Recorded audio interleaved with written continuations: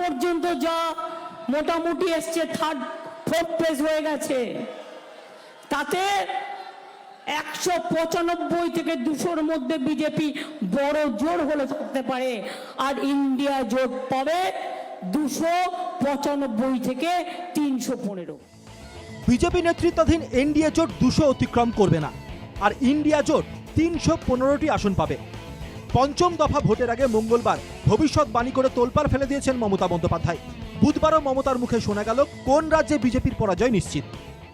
শুধু বাংলা নয়, দিল্লিতে এবার হারবে, উত্তরপ্রদেশে হারছে, বিহারে হারছে, রাজস্থানে হারছে, মধ্যপ্রদেশে হারছে, তামিলনাড়ুতে হারছে, কর্ণাটকায় হারছে, কেরালায় হারছে, নর্থ ইস্টার্নে তো ক্যান্ডিডেটই ঢুকতে দেয়নি, হরিয়ানায় কৃষকরাও ঢুকতে দেয়নি বিজেপিকে।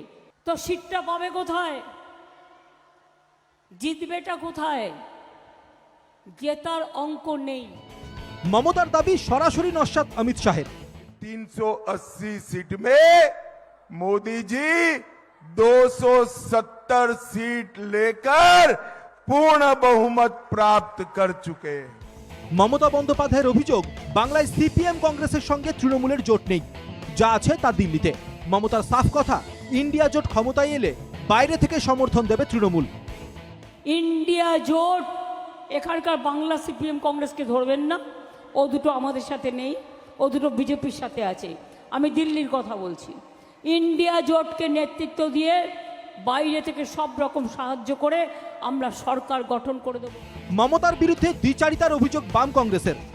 আমি হাতেও আছি, ও হাতেও আছি, তুমি কিছু মনে করো না, আমি আছি। এখন বাইরে থেকে সমর্থনের কথা বলেছি, ভেতরে যাওয়ার গল্প নেই।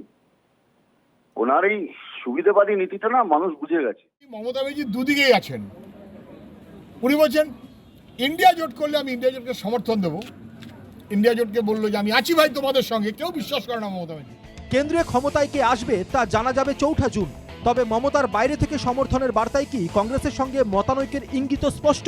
প্রশ্ন রাজনৈতিক মহলের। Bureau report, NKTV Bangla.